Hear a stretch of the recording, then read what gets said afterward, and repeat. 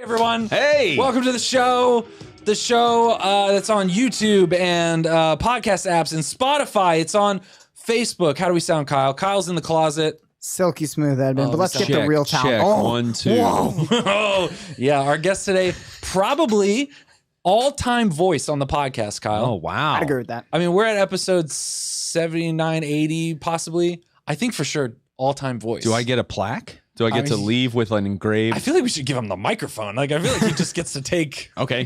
Just go he ahead. can sign the table.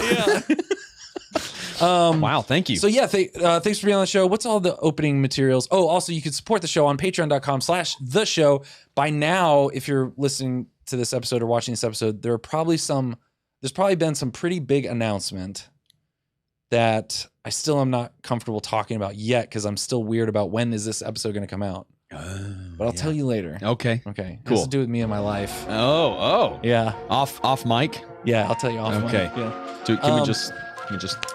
So everyone, this is Paul Kolker. Kolker. It's a very German last name. And I don't even know how we connected. I can't remember now. I think it was on Instagram. Someone might have sent me your name at some point, and then I think wasn't it like through the Catholic Creatives group or maybe something? it was that. And Maybe it was then that. you or JP Quinn, was it him maybe? oh yes, I think so. I think that's who it was. Yeah. Who were first, but this was ages ago now because of COVID. And because of COVID. R.I.P. So many It's things. been the worst. But so I think the first thing I noticed was that you work at or perform at, I don't know the right terms for this, at 4-Day Weekend. That's correct. Yeah. Which my wife and I have been to. Oh, nice. I don't know if you were there when we went, but it was probably 4 years ago. Then you would have just something. missed me because Okay. 2017 was when they did open auditions for new cast members. Okay, And so that's when I auditioned and got Did to be- you? What's the story behind that? Did you know you wanted to do improv? Was it just like some guys gave you a bribe or something, or did you lose a bet, or did like? all of the above. Like how No. young were you when you were like, I want to do something like that? Okay, well, originally, I'm going to date myself a little bit here because That's what we do. I'm in my mid 30s. Oh, no, so that's just good. go That's ahead a good and age. toss that. Okay, yeah, thanks. So originally I was watching Whose Line Is It Anyway? Yeah. Back in middle school. Yeah. And I remember seeing Ryan Stiles doing whatever he does, the big goofy guy that he is. Okay, And Ryan Stiles is a tall white guy. super tall guy. Can we pull up the cast, Kyle? Yeah. So he I think was my favorite. Yeah, he I was. probably watched almost every episode. I Every was single I was episode, obsessed, and this was back when you had to actually sit down and watch TV at a prescribed time. You couldn't just stream it or whatever, yeah. So that's him. So That's the guy. You had to be really committed. Like you had to. For sure. Yeah. I was like, Mom, Dad, no, I don't love you enough to be at the dinner table right now. This show is on. I have to do that. Ryan Stiles, and then Wayne Brady's singing was always impressive to me as well because he would improvise songs on the spot. Yeah. But I remember seeing Ryan Stiles doing something. I think it was something like plugging a dam or whatever, and it was. I think I remember this as well. Yeah, he was miming it. Yeah, there he is. That's the guy. And I was watching it, and I just said, I want to do that. Yeah. And I just, at that moment, I didn't know it would be like a lifelong thing, but in that moment, I just knew this is something I have to figure out. Were you in like theater in high school or middle school or? Yeah, a little bit. I started to be in 7th grade was about the time that they even had theater electives, basically. So I did A Midsummer Night's Dream, and I was Puck. Okay. And I still kind of remember some of the intro for that. A magic carpet, friends, I'll weave for you of slender moonbeams and silver dew. I'll spread it out before your feet and low. Swift as the wind through time and space we go. Wow. What's amazing is that I played Puck actually in a deal in high school, and I don't think I knew that many lines when I took the stage, actually. I knew nothing. It was a dister of a show. Your theater program wasn't as good. It was not good. Yeah. Well, and they picked me because I was a nerd that they knew could memorize stuff, and so I had nothing Is your to do with family acting pretty like how many people in your family? Like obviously not homeschooled, but No, yeah. So we all went to St. Luke and Irving, Yeah. which was actually where my parents went to school Okay. with their siblings growing up. So it's kind of this cool in the family thing. So growing up around my dinner table with my family was typically a pun off. really, Yes. So that's where the humor started, was with dad jokes, because yeah, dad, Yeah. was head of the table basically. Yeah, And yeah. so he would be like, hey, would you pass the pickles or something? And somebody'd be like, well, what's the big deal? And and then it would just continue. It's funny because it's so bad. Oh, it is. It is. And somebody be like, oh, that's a Vlasic one. Vlasic joke. And so is everyone else in your family just a character? Like, yeah, pretty much. That's awesome. Yeah. And it's nonstop ribbing and joking and all of that. So it was How many siblings do you have? I have 3 siblings. Okay. I'm the oldest. Okay. And then my sister, and she's married now with a second one on the way. Oh, great. Congrats. Yeah. And then 2 younger brothers, one who just got married last week and Nice. one who's in seminary. Wow. Yeah. So just a mix of everything. Yeah. You know, people having kids, people making kids, people baptizing kids. That's it. Yeah. That's kind of everything. a Catholic smorgasbord. Yeah, So, it's all of it. Yeah. Okay, so walk me through high school, college. Yes. So went to Jesuit for high school, which was very, very thankful for in a way, but then, or more in retrospect, at the time, I was just like, I'm getting pulled far away from Coppell, which is where all my youth group friends are. And Yeah. Oh, did you go to St. Anne's? I did. Yeah. Nice. Okay. Yeah. I mean, I just know Kurt and I know of St. Anne's Yeah. and like have a lot of friends that went to St. Anne's. Yeah, Kurt's legendary. Yeah. Naomi, she's. Yeah. I mean, they both since kind of moved into other positions there. Yeah. I think largely when Kurt's kids started getting involved, he wanted to kind of move on from that. Yeah. But yeah, they were the ones who helped really bring me up in the faith. I mean, obviously, my parents laid a really solid foundation. My dad was in seminary for a year. Oh, wow. Back in the day. So your parents are pretty devout. yes, yeah. I mean. Cool. They would say even like today that they were like, well, we even kind of had to go through more of a deeper conversion kind of thing. I feel like everyone does, you know? And it's a process. Yeah. It is. It's just like, kind of the ups and downs. And but they both grew up in pretty strong Catholic families. My dad had always had a decent sense that maybe priesthood. And so he was kind of looking at that in college. And so then the rest of us all did the same thing, except for my brother, Matthew, who just got married. He calls himself a draft dodger because he's the only one who didn't enter seminary for a period of time. So I actually also was a draft. I didn't even realize we had to like register or whatever. oh, yeah, it's selective service. But seriously, Catholic. I was like 28 and they were joking about it. I was like, yeah, back when they used to make that happen, and everyone kind of stopped in the room and just looked at me and I was like, right? Uh-huh. And they were like, no, you were supposed to. I was like, I'm pretty sure we didn't. And I called my mom right then and there. She was like, nah, we never did that. I was like, dang, am I going to jail? Yeah. Is this like taxes where they like, Oh, you mean the actual draft? yeah, well, don't you, when you turn 18, don't you have to? Yeah, you're supposed to file like some I never. Oh, I thought you were like speaking euphemistically about like, discerning priesthood or something. No, like really the legitimate like. And I don't know if I have to pay back taxes or something. Like, I don't know how. You might want to call up Snowden and figure out what list you're on. I've I said don't it know. publicly now, so it's not. Yeah, it's out there on the internet. Hopefully what is it called where you can't go to jail for something if it was long enough? Oh, statute of limitations. Oh, I was going to say double jeopardy, but that's totally different. That's if you draft Kyle, what is dodge twice. Kyle, what is double jeopardy? That's when you can't be charged for doing the same thing twice 2 different times. Oh, right? okay. Which really helped Ashley Judd out of a scrape in that movie. Okay, what was that? Was the movie Double Jeopardy? Yeah, Oh, with nice. Tommy Lee Jones, Nice. late 90s. You're like, I don't even know. So you tried to go to seminary. Yes. Okay. Yeah. And then what happened after that? Okay. Wait. Yeah. So Jesuit to A&M. A&M has really solid, faith formation stuff going on. What's the St. Mary's? St. Mary's. St. Yeah. Mary's. Yeah. Yep. Just right off of the north side of campus there. Yeah. So on your way through Northgate, if you make it past Northgate, you end up at church. So Okay. Northgate's where all the drinking happens. Oh, nice. Yeah. So you've got to, go through the fire. That's So, perfect. Yeah. It's a metaphor for Yeah. the faith. Yeah. They put the church right where they needed it. Well, actually, that's it. Yeah. Jesus hung out with those people. Yeah. So there you go. Those people. Those people that drink. Which Those losers. I know. this brought to you by Lone Where's the Star. whiskey? So, right. no, he showed up. I was supposed to have whiskey. we drank it all before actually he got here. So Yeah. Who was your guest? Andrew Whaley. So Actually, I think it was Kyle. Let's be honest. I'm pretty sure I drank 3/4 of. Yeah, Edmund did most of the heavy lifting there. I hadn't had whiskey in a long time, and he was talking the entire time, and so I was just sitting here, just like enamored by everything he was saying. Just kept drinking and just kept drinking. I mean, what and else the can you pretty soon do? was like, "You need to." It was like it just kept. Anyway, so yeah, it was so rough. Andrew is who I need to have words with. Is that Yes, Andrew Whaley. Andrew Yeah, Whaley, yeah. you and me. And he didn't even really appreciate it. He didn't even want us to bring it. He was like, "Oh, I was just joking." Paul was serious. I Paul's like, was I not was joking. seriously Yeah. drinking. If Okay, you you have to come back. Okay. Okay. And we have a refrigerator now, so the options endless. at Yeah, this cold point. whiskey or Fireball would be cool. Fireball. Okay, so seminary Aggie. Yeah, A&M Seminary. Left partway through A&M, which not sure if that was wise. What were you majoring in? I earned the ring and then still left like before I finished. Oh, you got the ring and left. What were you majoring in? So I started in engineering, like half of the student population. I started in engineering. Nice, yeah. It's like business and engineering were the two schools for what most kind people. of engineering? Originally aerospace. Ooh. It was literally rocket science, so I got out of there. Yeah. Wow. Okay. Yeah. I was biomed. Oh, nice. And then transferred to Franciscan. Did you transfer to Franciscan? Well, no. So I went like I have a crazy route. That's what this is for you to tell us. Perfect. It makes no sense though if you really follow it. I went to Minnesota. Okay.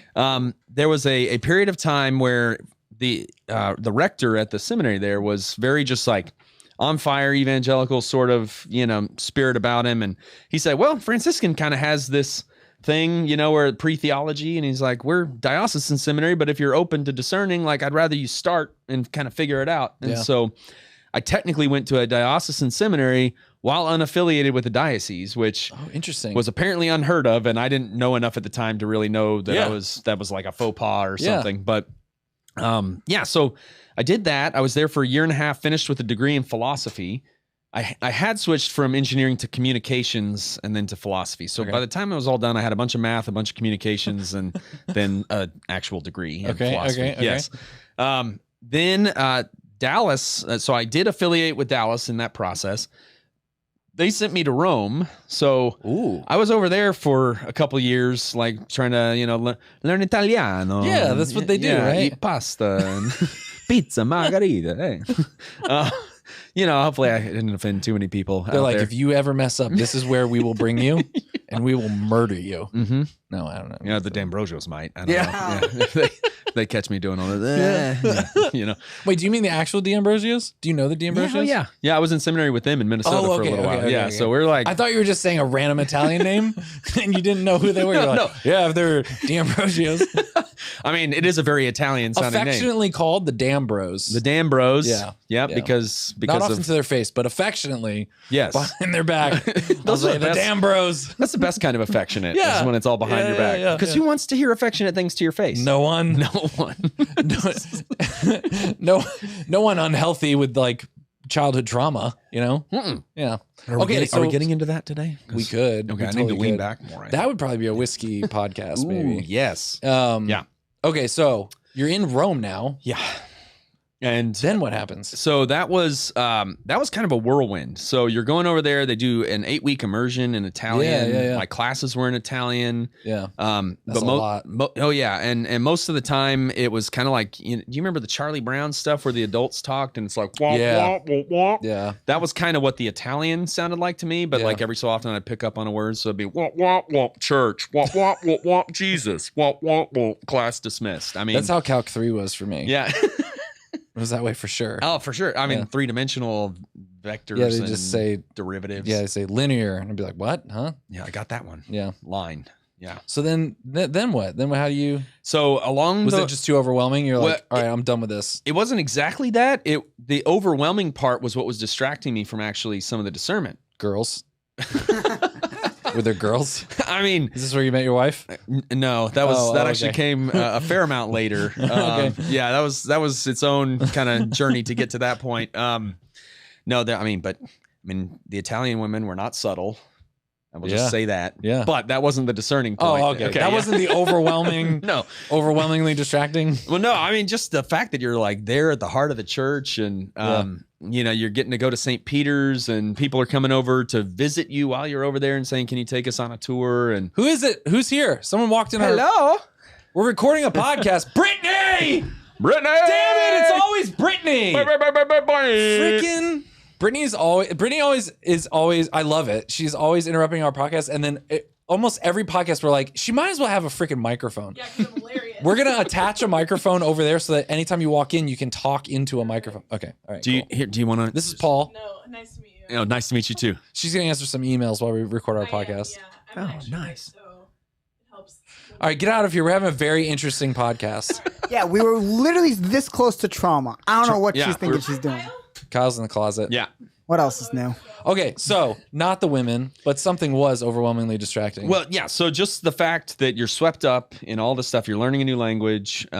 People are visiting and wanting you to take them on tours and stuff. And you actually have learned enough about all these historical sites to even be able to offer that. And, I mean, so there were some amazing things happening over there, but it's easy to get swept up in the grandeur of all of that and then be like, oh, yeah, but I have to go my home. Vocation and okay. like I got to make sure this is actually what I want to do and where God's calling me. And then I do have to go home where it's, you know, I might be in a country parish where there's very little of all of this. Yeah, none of it. Yeah. And it's more just like, I've got to meet the people where they are. That's kind of crazy. That's got to be hard to like be just falling in love with how overwhelming all of that is and how amazing that is. And then be thinking, oh, wait, I'm not discerning this. Correct. Like, I'm discerning something else. Like, this is a preparation. And maybe I can bring all of this to whoever I end up serving. Which I did. So I did end up teaching at Jesuit, and I tried to kind of bring some of that into what I taught there. And there's actually a couple of guys from Jesuit who are now in the seminary that I taught. So that's pretty cool. I mean, it's nice to think that maybe I had, an influence on that process. I bet you did. But yeah, I mean, who knows? It's ultimately in God's hands. But yeah, so, so going along that journey, which it was an incredible journey. But I just remember getting to a point where I was like, I better slow down a second and kind of think about this a little more. And thankfully they weren't full retreat weekends per se, but we would have a Friday off from our actual classes, and we would have a day of reflection or like a 2 days reflection deal. And so we would slow down a lot more. And there were those moments of actually getting to listen to the still small voice of God, and listen for that. And that's when I started to realize, I was like, well, maybe I'm moving forward for the wrong reasons here. Like, this is amazing and I'm thankful for it all, but am I only moving forward because it's amazing and I'm thankful for this opportunity? So how'd you make that decision? Like, well, so partly after 2 years, you get to come home. That's if you don't discern out or whatever before then, but like your term over there is 2 years straight. And then you come home. So coming back home, I realized, oh man, I think I've just been kind of muscling through this, like just pushing myself, like, no, you gotta be strong and hands to the plow and not look back and all of that, which there's truth to that, but there's, the balanced side of things where you don't just muscle through it. It's a grace and you receive it and all that good stuff. That's a tough decision. Yeah. So, basically, I ended up going on a pastoral year, which is not all bad, although, I mean, it kind of can sometimes have that connotation. Well, it shows you kind of what your job might really look like, or what your vocation might really look like. Yeah, it was like, I want to go see like internship style, like what am I going to be doing day in, day out? And I got back home, then got put in the parish, and then it just kind of going through the rhythm of it. I was like, well, I don't know that this is it, at least not right now or whatever. So like, I just stepped away and felt a lot of peace with that. And then things started unfolding in a different direction towards teaching. And now I'm tutoring still and pursuing some acting on the kind of on the side of that, So, so it's weird how the path. And where'd you meet your wife? At a bar. Oh, nice. No, it was actually. Were we just talking about that? Yeah. That was a callback. Yeah, exactly. We met at a mutual friend's birthday party. Okay, less scandalous. Yes, exactly. And it was... Was it like a 3-year-old mutual friend? Or was it like at a bar. 18-year-old? Yeah, they were having their 3-year-old's birthday party in the back of a honky tonk. No, it was just, one of our adult friends, mutual friends. It was her birthday gathering, and so we happened to meet there, and I asked her to dance about 13 times, I think. Wow. It was not subtle. Persistent. Yeah, and I had to be because there was, oddly enough, another former seminarian who was asking her to dance in between every time I stepped away. Does your wife look Italian? No. Okay. No. Maybe that was it. That's what I was thinking, is like, just imagine your wife looks like an Italian, 8, and then you and the 2 ex-seminarians are like, just bring a little Rome. Yeah. No, it was, when did you break the news to her that you wanted to be Wayne Brady?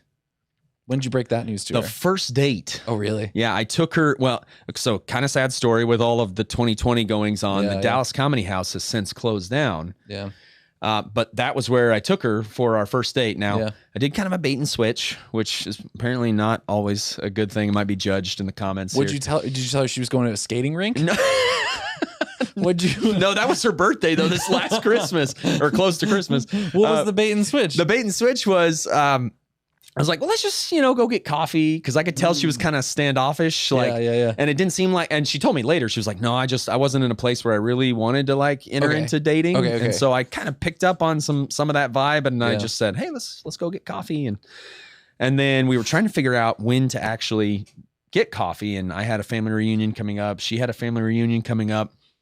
And I said, gosh, you can't really get coffee at night. So why don't we go to dinner and an improv show? And so she went along with it. Awesome. Yeah. And, but I didn't. The Dallas Comedy House, is that the same thing as the 4-day weekend place? Different place. Okay. Yeah. So Dallas Comedy House, it was largely a training center. They really built themselves up as a training center, but they had shows as well. Yeah. And a lot of the shows, especially at first, like in the early years, they started in 2009. Yeah. So in the early years of that, they like if you graduated from their class, you got a run of like 4 weeks worth of shows. Oh wow. So every Thursday for 4 weeks you would be on their schedule. Okay. Yeah.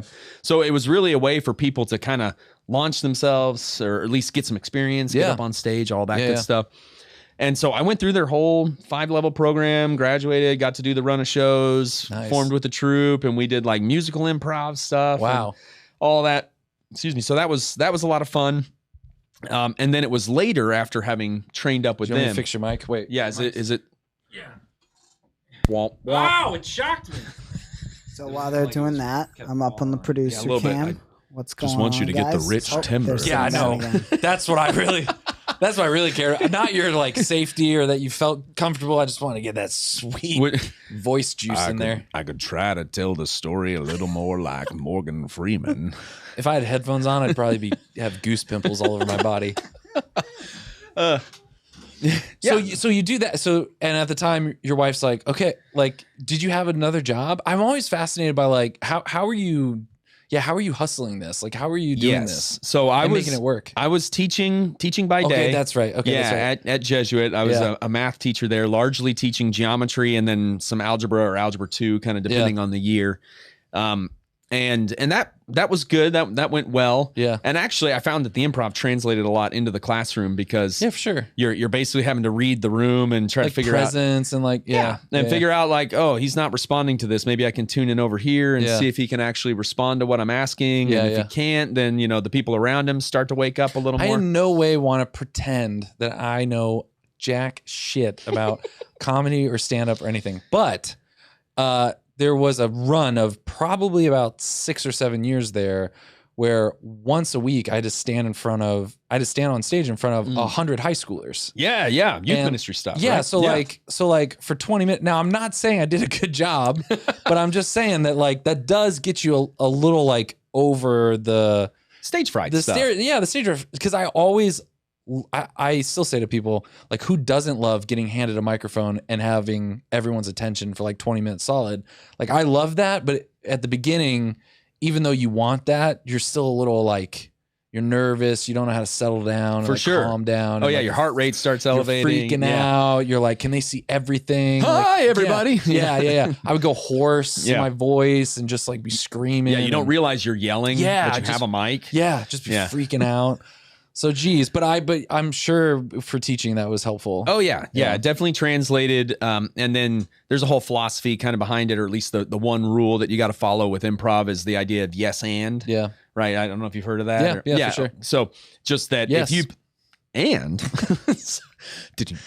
we got jokes, people. We got jokes. Okay. Do you really? There's the only comedy book I've ever read parts of is Truth in Comedy. Yeah, by Del Close and Charna Halpern. Yeah, and about that whole. So you know about all this stuff because for sure. I felt like if I brought any of this crap up, I was not going to do it justice or not say it all right or like know all the facts and details and stuff. You got it. But I wanted to bring up this book because this is where a lot of the improv stuff came out of. For sure. Or was it just the method? Well, yeah, sort of the method kind of got distilled by Del Close and Charna Halpern were kind of the mainstays, if you will, in Chicago. And Chicago was really the breeding ground for improv as we know it today. Now, it's spread with the Groundlings and UCB and stuff to New York and LA. And they had a presence there before, but it was just Chicago was really the incubator. Yeah. And that's, but did improv start as kind of like an experimental performance, like art piece? Like what we would think now is like an art installment. It was just like this strange, like multiple people coming up with this new thing in the moment. Yes. So I think a lot of where it came from, I'm just going to speak authoritatively so you don't know that I'm BSing. You know the most in the room. I mean, you are the expert in the room. Yeah, but I'm going to share this with friends who are going to be like, no, Paul, that's not right. And they're going to leave comments. Actually. Yeah, that's what they all sound like. Problematic. All my friends. Yeah. Problematic. That's debatable. So, so it's basically oftentimes in the actual like world of screenplays and film acting and stage acting, whatever, if there's a moment that you're trying to like discover the emotion of and figure out how to communicate that, oftentimes directors will say, improvise this scene with this character. They'll say, ignore the lines, and that gets you more in touch with the reaction. Yeah. And I think that's at least in a lot of ways where that really developed from, and even just warm-ups and things like that, because you do vocal warm-ups and you do projection, all that kind of stuff. Wasn't that also kind of like wasn't Marlon Brando, correct? You might know more about this, but he was like one of the first actors to really just go like to be much more performative and crazy in his roles instead of being much more like subdued and to the letter of. I think so. I could be totally wrong. No, I'm trying to think back to some of that stuff. But I wonder if that's kind of where that shift starts happening, where it's like, okay, don't just read the line, like do something here in this moment. Well, and there's so much. So in some of the acting classes and stuff that I've done, they talk about, if you look at a page, a script, there's so little text actually on the page of the script. And so they say, you've got to fill in all that blank space with your emotion, your choices, your timing of when you shift your eyes, if it's a close up on camera or whatever. I mean, there's so many little ways. All that. What is it? 80% of communication is nonverbal. Yeah. Right. And film really captures that. Yeah, for sure. If you go stage, then you have to be big. Huge. Big choices. Got to make big choices. Yes, and that's also where you see more of the Ian McKellen. Who is Gandalf, you shall not pass. Yeah. I mean, he's got that projection and stage presence. One of my favorite clips of all time, I forget what it was from. Was it from Community or something, where he's talking about, he's saying, here's how I act. And it's like, Sir Ian, Sir Ian, Sir Ian. Oh, Sir yes. Ian. Then action. You shall not cut. Sir Ian, Sir Ian, Sir Ian. It's like the most. What was that from? I don't know. So good. We gotta find it. But yes. Okay, sorry. Improv. Del Close. Yes. And so they kind of perfect the method. What's it called? The close method, or what's the method called, or whatever? I mean, I Is don't it know like a thing. I don't know that it has a method per se. Okay. Gosh, I'm about to get fired from 4-day weekend. They're like, man, we got to send you back through class. I mean, it's yes and is kind of the fundamental principle that you bring some sort of gift to the table, and if I treat it like a gift, like it's comedy gold, instead of maybe you say, oh, welcome to the supermarket. And I'm like, we're not in a supermarket. Yeah. I'm shooting you down instead of actually playing along. Like a damn lib. I'm just kidding. Hi, all of my aunts and uncles out of the... Totally kidding. No. You just shoot everything down. Yes. Yeah. Like a Republican. Yes. See, it's the same. we got to attack this from both same sides. Line twice. Okay. It's an election year, ladies and gentlemen. Oh yeah. So the whole idea is, that building up, treating the gift that the other person gives as truly a gift, and that together we somehow create something more than what either of us could have manufactured on our own. So you'll see that sometimes, like in these classes and all of that, where somebody who's new, but they've been pretty funny most of their lives, they might charge in there and just be like, no, I'm setting this up and you're this guy now and whatever. And you're not really playing along and developing that beautiful thing that, not to use an overused buzz term, but like synergy sort of moment. The other thing I remember of the no things I remember from that book, though, I remember at one point in the book, he was talking about amateurs will try to get a laugh. Yes. Whereas in improv, really, there is this beauty of if you're just focusing on creating, there's something about a different type of laugh he talks about, or a different type of satisfaction where everything kind of, there's all these callbacks and everything fits together in a way that he said, you'll get a different effect. You'll get people laughing and clapping. Yes. And it's something about, have you experienced that? Yeah, it's one of the most beautiful things. So, okay, I don't know if I'm going to be able to do it justice because improv, the beauty of it is you have to be there. Yeah. But there was a moment, I remember, this was at a 4-day weekend show, and it was a corporate show. So, you know, we're tailoring our jokes a little bit to the company because, we want to rib the people who are there. And, and I'm trying to remember the guy's name, but it was like Dr. Sanji or something like that. I forget, but he was sort of the head honcho of this company, and he knew kind of where all the medical stuff was. And so the thing was, well, ask Dr. Sanji. Well, we would do an improvised song later in the whole bit. And so the suggestion was like, where'd those pink slips go? And so the chorus that I improvised for it was, we had already made fun of Dr. Sanji multiple times up front. I was like, hey, where'd those pink slips go? Maybe Dr. Sanji knows. And you could just tell, like, he lit up, and everybody around him was like, oh yeah, we did that earlier. And it's just this magic sort of thing coming back. Yeah, it's really cool. I mean, I really encourage people to go if you've never been in person. And the other thing too is you might have seen Whose Line Is It Anyways on TV. Be like, I kind of get it, but and maybe I'm just being nostalgic because it's COVID times, but there is something so different about being in person. For sure. You feel the danger of it. Like it feels like there's no safety net. When it's on TV, you feel like they could have edited maybe or they something. edited, there's a safety net, like something crazy couldn't just happen, right? Right. Whereas when you're in there, I remember, it was intense, right? So I didn't realize how much of that I would feel in the moment, like kind of nervous for people, like, oh man, I hope this goes well. And you're also nervous because you don't want to get called on necessarily. Yeah, true. Well, I'm the opposite. I'm like, yes! Like the whole time I'm thinking, what do I do if they call me up? Like the whole time, like, please call. You know, my wife too, she was making fun of me. She's like, you just want to be called, don't you? I was like, well, the trick is not to look like you want to be called on. Yeah, you gotta. Yeah. Because, right, you don't want to call on the guy that wants to be called on. Typically, because we've had those guys, and usually they're like 2 or 3 beers in at that point, and they think they're funnier than they are. I was actually feigning, like, no, I don't want to get. Yeah. Anyways. Yeah, no, we call those people out. We're like, you ma'am, yes, the one trying to avoid eye contact. Yes. We want you to come on up here. So when did you switch from the Dallas comedy, what was it? Dallas Comedy House to 4-day weekend. Yeah, so 4-day weekend, I had always heard about, somehow never managed to actually see their show before auditioning. Yeah.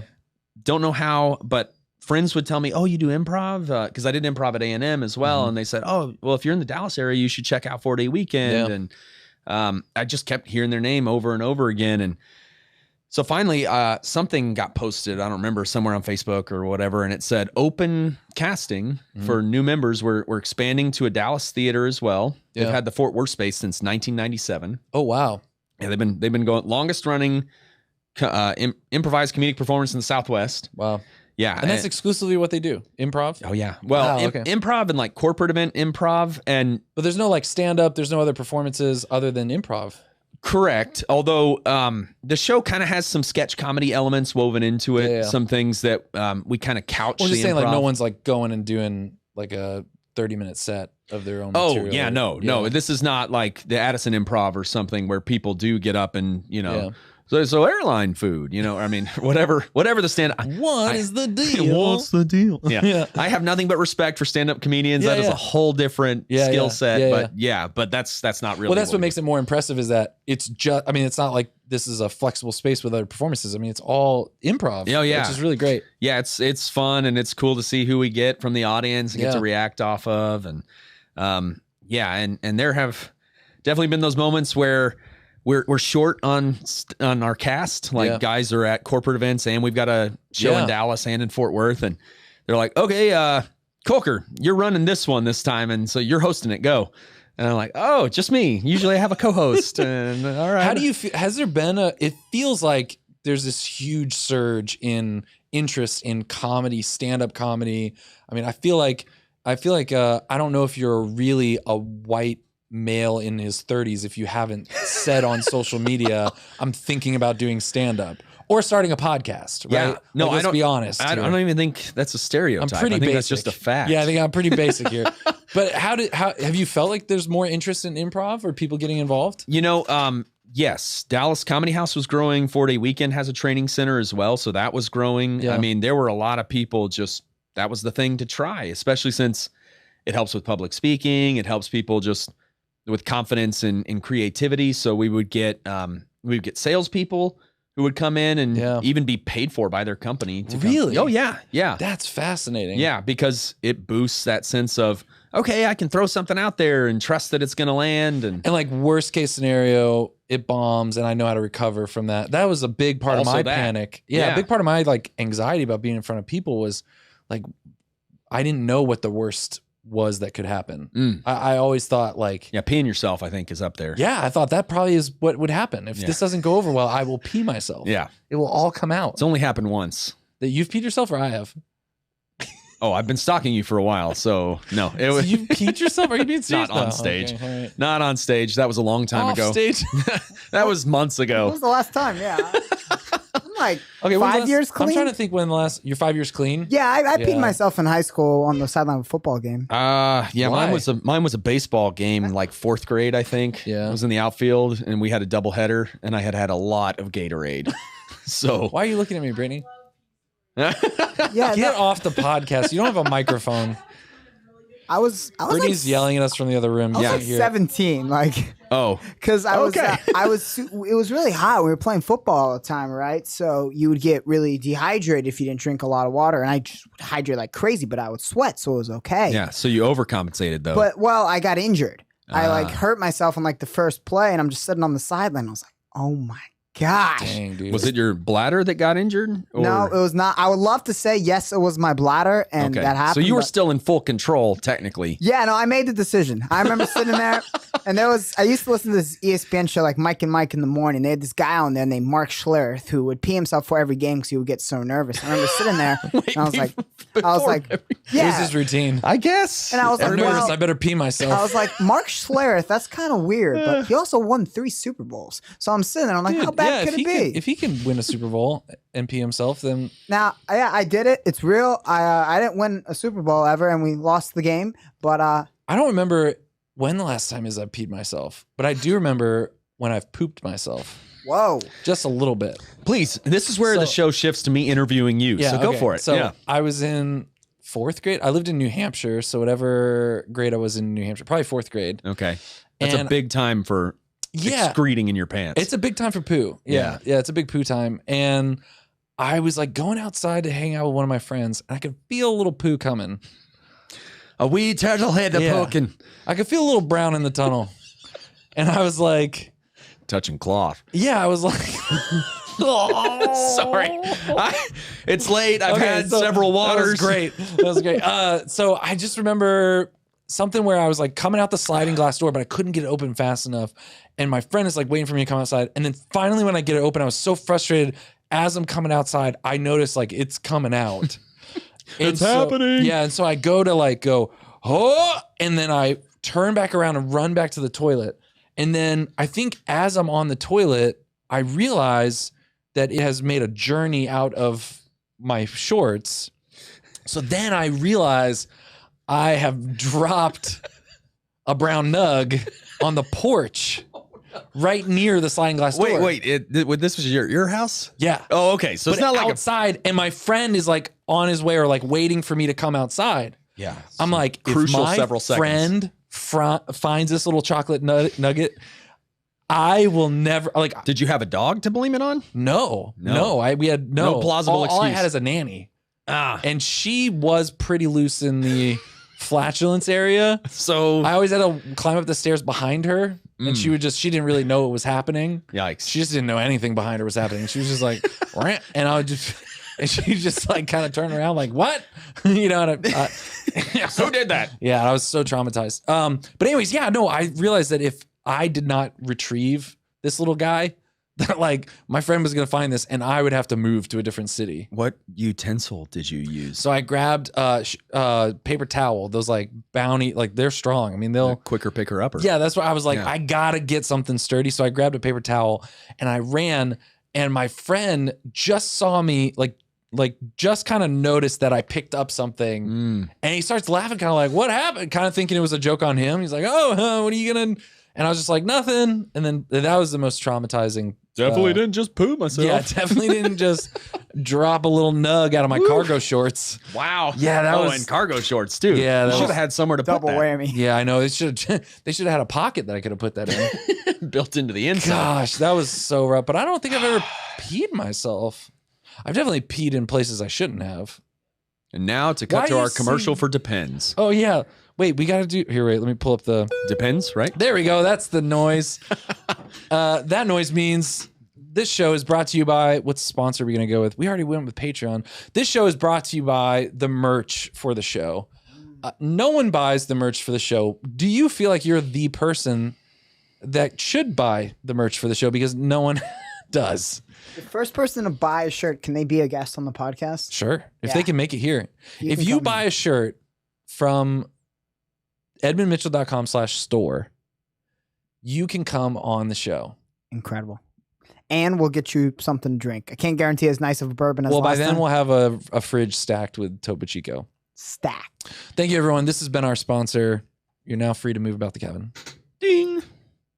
You got to do it again, Kyle. Oh. Hold on, coming right back. Paul's voice is much more smooth, you know. Yeah, much better than mine. sounds. I'm ordering a shirt right now. Well, you can already come back on the show. You Oh. don't have to do that. Okay. You could order it You and can gift order it. one. Feel free to order one. Okay. I just, thought I'd be a good example. You should. You should be a good example. Peer pressure is very cool. Do you feel weird about how many people are trying to get into comedy and stuff? Does that Not necessarily. Okay. I mean, I think it's a healthy and healthful thing. yeah. It's, I think, kept me feeling young and youngish, immature, Yeah. or whatever. Yeah, I don't know, however you want to describe it. But, Yeah. serotonin and whatever, all those. It's a real thing. Yeah. The feel good stuff, that's Yeah. in your head, that it's not, that is my drug. I don't have to do drugs because I get to do comedy. Yeah. Like, Well, 'cause not right now though. How are you? Yeah. dealing? That's been tricky. So Zoom is a wonderful thing. Really, you guys are doing Zoom performances? Well, Wow. yes and no. So Zoom practices for sure. And then there are some like digital streaming type things Okay. that we're doing as well. Cool. Yeah. So companies still want to meet somehow, have some sort of annual conference and that sort of deal. Yeah, So, I've had some friends that have my brain attempting to produce serotonin. Mother said it's my turn with the serotonin. Kyle's showing us memes. yeah. Do they get to see? Yeah, yeah. If I find a good enough one to where you guys acknowledge it, Okay. Then the they see fans it. get Then he can pull it up so So they you can don't see have it. to acknowledge it. If you don't think it's a banger, no one will ever see Okay. it. Well, then All right. can we take back those couple of minutes of our lives that you wasted? Whoa, chill. You better buy a freaking shirt now. Okay. Making up for it. Here we go. Do we have current events? Do we have some current events? Yeah, let me pull up the Chuck E. Cheese. Let's go to article. current events. We're going to go to some All current right. events. Paul, you also have a podcast that we should plug. Oh, that would be great. Thank you. So, Bookmarked. The Bookmarked Podcast. Okay. Which apparently I should have gotten that trademarked because there's like 3 of them now. So you Well, I mean, my podcast is called The Show. There's like a million of those too. that's fair, I guess. So Yeah. how'd you start that? What started that? So my cousins are a lot younger than me. I'm the oldest grandchild on my dad's side. Yeah. And so I kind of was almost like an uncle or aunt to a lot of my cousins. Yeah.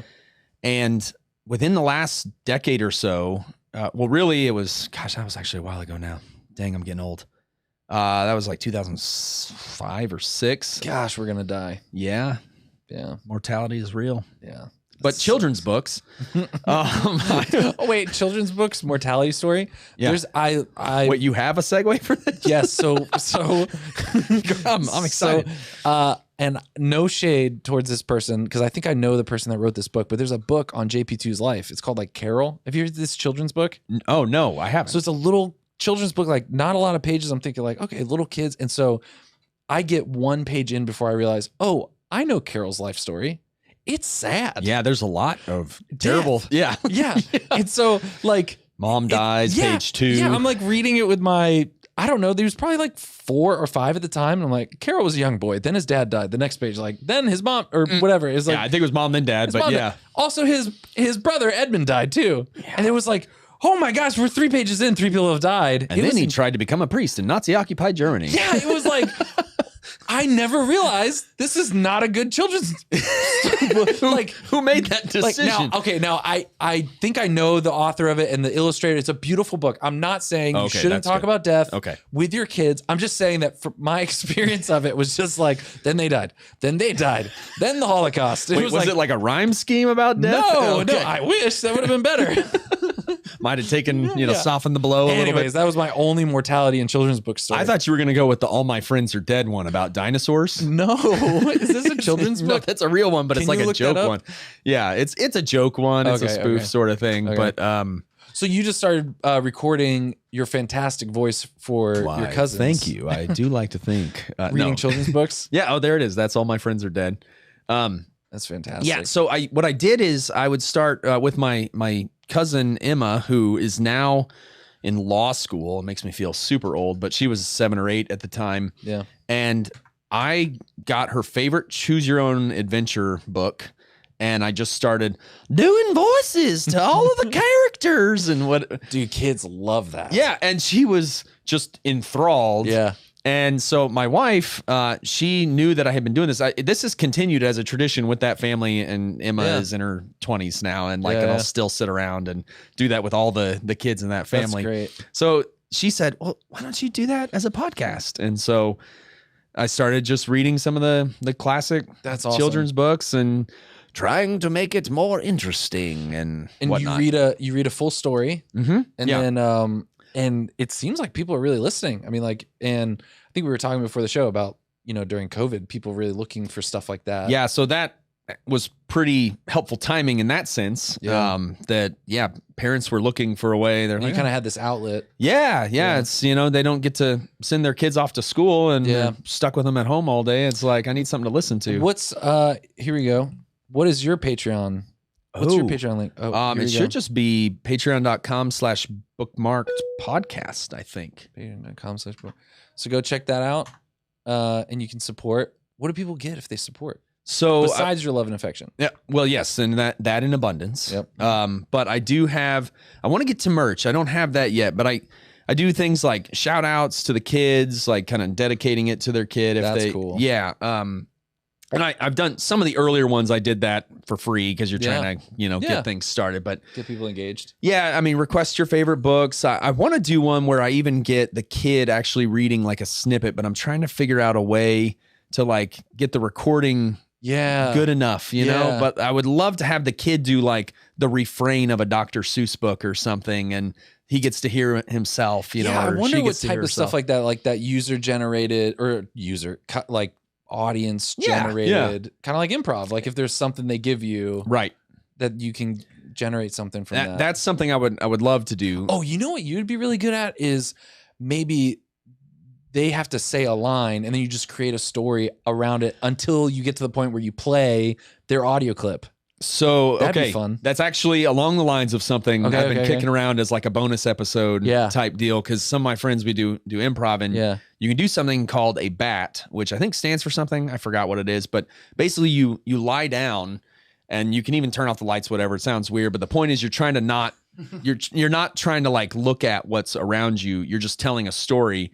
And whenever it feels appropriate, the other member of the troupe just takes over with the story. Oh, wow. And you try to keep character voices with the same people and all of that. And so I've thought about just trying to like record one of those as a bonus episode and get a suggestion for, that's fun. A title for a book. We've done something kind of like that with my kids where one of us would just start telling a story and then we'd be like, all right, Ignatius, now you take over. What happens next? And that would be really fun. That'd be really cool. Yeah. So I need to try to work more of that in, but we got to get that going. Yeah, that'd be great. Okay, let's go to current events. Rock and roll. We don't really have here we go.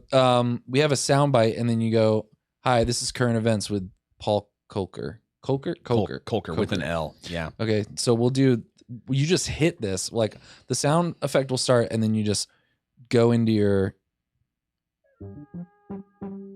This is current events with Paul Kolker. Wait. Let's give him some advice, Kyle. Maybe give him some notes here. Okay.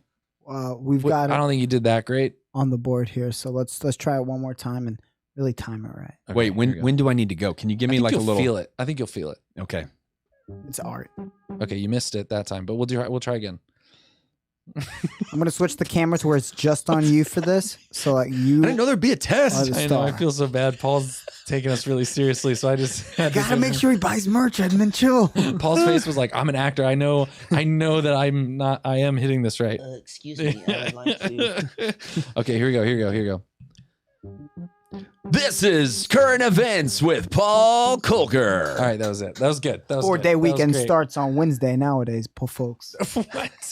Okay, let's go to Weekend, these current I mean events. Thursday. Right? All right, what do we got, Kyle? So we got the Blues Brothers has been declared a quote Catholic classic by the Vatican.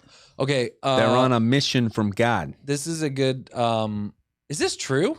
Is this actually true? Apparently, there's been a lot of articles about this. Wow. I'm gonna be 100% vulnerable with all of you guys right now. I don't know that I've ever sat and watched it all the way through. Get out. Yeah, I've only ever really seen like parts on TV. I know. I feel really bad. The other Catholic classic. Wait, how many times have you guys seen it all the way through? 42 times. Are you serious? No, it's Oh, probably like 2. like once, like 15 years ago. I don't know. Okay. So I don't feel that. Yeah, and I saw Blues Brothers 2000 when it came out. Oh, I didn't even know there was a Blues Brothers 2000. A Bruise Brothers. Yeah, I didn't even know I could pronounce Blues Brothers. but I just loved the different Catholic classics by the Vatican. There's the Blues Brothers, along with the Ten Commandments, Jesus of Nazareth, The Passion, Joan of Arc. Those all It's go a together. Wonderful Life. The Blues Brothers. Wow. So what's your guys' take on? I mean, is this a good call, Definitely. or is this just more? Is this just more communist propaganda? Do Does you it- think this is the communists trying to take over? Well, I don't like. Doesn't it portray nuns as like kind of jerks?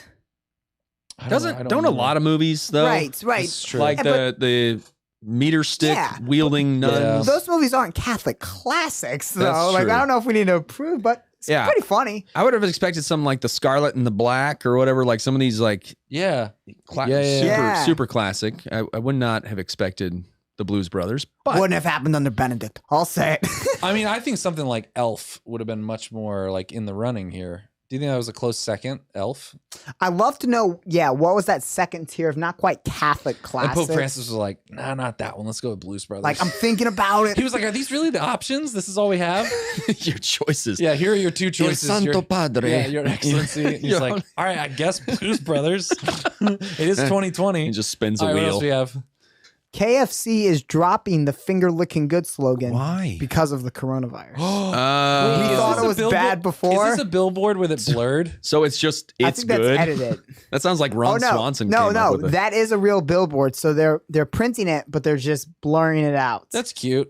It's kind of the cute. phrase will Yeah. return when the time is right. A lot of people are looking forward to, schools Yeah. being open, bars, the economy. For me, I know that phrase See, come back. I'm all about building immunity, you know. Yeah. So I'd rather like Someone lick. spit in your mouth. We have someone in this building that has said that multiple times. Oh, I Please, just someone- lick doorknobs, but Don't look that up. That's a real thing in Japan. wait, what? Don't look it up.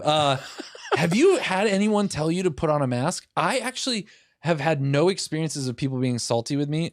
I wear the mask, but there have been times where I've forgotten it. In fact, I walked all the way into a coffee shop, ordered, and then thought I forgot something, and then walked all the way out before I realized the whole time I didn't have a mask on. Yeah, you get kind of the death glare from some people.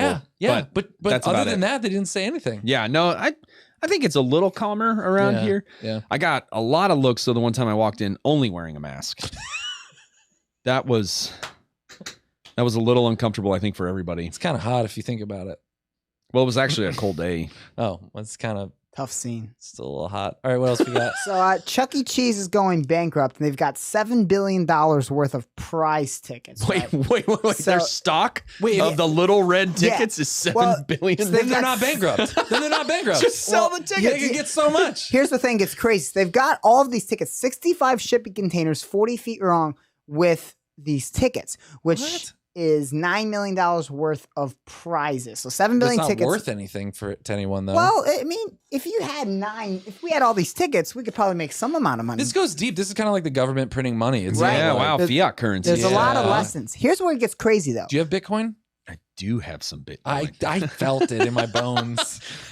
I wish I had held on to more of the it. socks. I wish. Green Bitcoin Do you have guy. Bitcoin? I had Bitcoin because I was gambling a lot on sports. Don't lie to us on my and podcast. They won't pay you out in cash. You have to get Bitcoin. So I got it and then I cashed So did you out. just confess to illegal activities? on Nah, the it's internet? perfectly legal. Okay.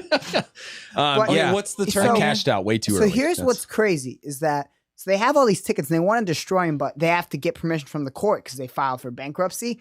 They're spending $2 million to try to destroy all these tickets. What? They're Is spending there not $2 an million to easier- destroy. Like, there's a lot of tickets. Can't you just dump them in a recycle bin? Like, 60 why? Well, they're scared it's going to get out into the public and bankrupt them. All Wait, their but they're prizes will already- be gone. Oh, that some people will recover the tickets and Right. use them. Mm. Oh, what an interesting situation. Okay, so I was just thinking Chuck E. Cheese was just completely going out of business. No, they're on the up So they're and up. declaring bankruptcy, or they Yes. have declared So bankruptcy? why are they They trying have. to get rid of all these tickets? Well, you have 'cause to- they want to switch to e-tickets. They think that's going to oh help my during gosh, Corona. Bitcoin tickets for Right. Chuck E. Cheese. Right. I don't, You're Crypto gonna have, tickets. You're gonna have your ticket base. your ticket blockchain. You have to mine. Yeah. Yes. Yeah, you got to mine for tickets. You take your computer into the Chuck E. Cheese. But Wait, so- here's my big question. 65 40-foot shipping containers filled with tickets. Could the three of us destroy it for less than $2 million? I say absolutely. For yes. sure, we could start a You fire. could burn it. Oh, my father-in-law, he It's could burn a it all. big fire, but Oh, it's yeah. doable. We could Yeah. play Billy Joel while we do it. Yeah, for sure. We I mean, you could start light. the You could just fire. literally light those shipping containers on fire. The metal would be standing. The paper's all done. Right. And then we But just, it's a fear, though, because it's $9 million of Chuck E. Cheese prizes, and they're afraid that guys like us would take it, cross state lines, and start cashing out. I feel like we could start trying to figure out where 65 shipping containers full of, Chuck E. Cheese tickets Heist? might be stored. Heist? Yeah. Heist. This could be I- like Ocean's Cheese or something. Like, this Yeah. would be like, I don't know if this was is that one of those so bad? Like that was one of those like I knew where you were. first day of class kind of comments. Hey, no, it's great. Yes, and this guy's gonna get his. He's getting his money's worth. He needs the help. Oh god. Okay. Those are the big three news stories. I don't know if there's anything bigger than those three. I mean, do you know any other news, Paul? gosh, Do you have I any mean, news? I'll look through the reject pile of the ones. I No, didn't it's like fine. a Those lot. are good. Those are really good ones. yeah, I mean, I love how in this news they had to make sure that they said emblazoned with the image of the Chains mascot, a rat named Chuck, as if no one Nobody knows this, knows. but also just such a sad way to describe that. Did you know So- the E? Do you know what the E in Chuck E. Cheese stands for? No. His full name is Charles Entertainment Cheese. Technically speaking, that's why it just goes by the E. Because the Chuck E. so smooth. That is rough. okay, It kind of sounds like a male stripper name if you a think little, about it. little bit, or a hauntingly small, terrifying doll. Yeah. Hi, ladies. It's Chuck Entertainment Cheese. Please, my father's Chuck Entertainment. I'm Chucky. Oh my gosh. Can you imagine? I mean, just entertainment cheese sounds like the worst product you could possibly sell as well. Can I introduce you Why? to some entertainment cheese? It's like, what? Chuck E. Cheese. Oh, that's a cool place. What should the E stand for? It doesn't really matter. What about entertainment? Hey, Stockholders guys. are gonna love Hey, that. boys, I got an idea. I'm gonna run this up the flagpole. Kids love that word. Oh man, How yeah. many times have you been to a Chuck E. Cheese, do you think, in your well, life? I studied for an SAT What? there In once. what? Why? Of all the places That- to study? It was actually the little take it as a 7th grader or whatever kind of Yeah. thing to see little where. Duke action. Yeah. So you're like, Yeah, I'm going so- to get serious. I'm going to sit at a booth at a Chuck E. Cheese. No, what happened was we were going there as a family, and my dad was like, "Hey, so Paul, forgot to tell you, but tomorrow you're supposed to sit for that SAT thing. So here's the book. Go over." Your dad did that to you while you, like, Sorry, Dad, ratting you out. Man, that rat. sucks. that wasn't bad. Thanks. But that roller coaster of like, all right, going to Chuck E. Cheese. I'm in 7th grade, so like I'm maybe a little old, but like I'm still gonna enjoy it. But then, hey, son, Yeah, SAT. that sucks. That really Tough. sucks. I can still remember that. It was such a wait, what? Oh, well, this was really fun, Paul. Big Chuck E. Cheese. I probably. Oh, been did we have 50 a second? times. Oh, we were gonna play a game. I'm scared, honestly, to play a game with you. Yeah? I'm scared that I'm gonna be really bad. No, this is a fun one. It's the question game. Can we just call my mom instead? And can you pretend to be my doctor and you have bad news for her, but just never actually get to like the diagnosis? Like Yeah. just keep stringing her along. Sure. Okay. So I'll just be like, hey mom, I'm here with my doctor. He has some news, and just like keep describing keep describing what's going on, or just like do the politician thing where you're talking but not really. Yeah. I think she'd really appreciate that. Most mothers would. Hello. Hey mom. Hey there. Hey, I guess so it's kind of weird. I was on a podcast with my friend here, Paul. He's actually a doctor. Yes. He had some questions about my medical background. It's actually weird. Like, I was talking about some stuff that was going on, and we kind of stopped the podcast. He got a little concerned, and he just wanted to talk to you a little bit about, I don't know. I'll just let Paul take it over. Okay. Yes. Hi, Mrs. Mitchell. Yes. Yes. Call me Doreen. You can call me that. Oh, yes, Doreen. Yes. Thank you so much. Yes, my name is Dr. Paul Kolker. I just, how many fingers has your son had his whole life? What? Say that again. How many fingers has he had? Because, well, there's a couple of little nubs that we found another one. It's just off to the side of the hand. It's kind of subtle, so it's something that can be easily missed. It's technically a sixth finger. It's not anything that you really have to worry about, but it can be removed with surgery if it's not taken care of soon enough. However, or it almost looks like maybe someone had removed it. Like maybe. Have you guys been drinking? No, and that's the problem. I wanted whiskey on this show. Yeah, because we were just watching the others. You were just watching the podcast, Mom, when we called. Delicious coffee. Yes, no, I had no delicious coffee. I had a frosty cold glass of water. All right, Mom. Well, Wonderful. okay, Mom. Mom, do you remember when I pooed on the back porch in New Hampshire? What? Do you remember when I pooped a little bit on the back porch in New Hampshire? I was telling Paul about that. He's my doctor as well. In New Hampshire? Yeah. Anyways, okay. Talk to you later, Mom. This I was podcast- just concerned about the composition of his stool. Okay, love you. All right, love you too. Bye-bye. That was the best reaction. Have you been drinking? Long pause. What's great is that Have she's you gonna been- watch this show and just be like, wait. What's great? So literally, my mom and dad they put up the feet thing on the couch Yeah. and they sit there and they watch on their TV the full. That's awesome. Sometimes 2.5 hour episodes. Yeah. So Wait, these can last 2.5 hours? they can if whiskey's involved. You got to come back. Can you come back, Paul? I've got time. What else do we want to talk about? Let's ramp it back up. No, All that's right, fine. from We the can, top, hit the ding. Patreon. no, we can. Let's do wrap another it up. one. Yeah, this is good. An hour's about the typical time. Yeah, this is pretty good. Got So we got to have you back, Paul. It's good to have you here. We should do some type of. Do you do like improv class? Do you ever go places and teach improv, or do like stuff like that? Yeah. So typically where that's shown up is with youth group stuff. Yeah. So I've gone out to St. Anne's a number of times, but also a few of the other churches cool. around the diocese, and I'll do improv games with the teens and Yeah. get them up there. Yeah. And teens, are super shy and hate attention, so they're really Not hard the to new coax. ones they're making. Yeah, new ones these they're making love it. Zoomers. Yeah, they love it. Okay, Zoomer. Yeah. This is. It'd be cool to get. No, it's okay. I'm I'll sorry. just Yeah, just hold it. look like I'm Well, pranking. thanks for being on the show, man. No, We I gotta have you appreciate back anytime. Guys, go to the Bookmarked Podcast. Bookmarked Podcast. I on should Patreon. know that better. Also, it's in your podcast apps, Yes. and you can find Paul on Instagram. Yep, at p.kolker. And the podcast is also. Bookmarked Podcast at Patreon. Oh, There you go. I'm throwing up on the display for you. Follow them all over the place, and Paul, And it's just at Bookmarked Podcast on Instagram. awesome. Yeah. Thanks so much for being on the show. For This was sure. fun. It was Yeah. fun getting to know you more. Yeah, thanks, man. Right back at you. All right. Do we still not have outro music? Do we not just have end it? outro music Okay, at what the we'll moment. do is we'll clap, and when we clap on 3, then you end it. Paul and I will clap. I could talk us out as Okay. Michael Caine. Actually, you'll just look at the camera Yeah. and All just right. end it with Michael Caine's closing dialogue for the show. Thank you so much for tuning into the show. That is the most creative name that we could come up with for this show. It's the show. Thank you.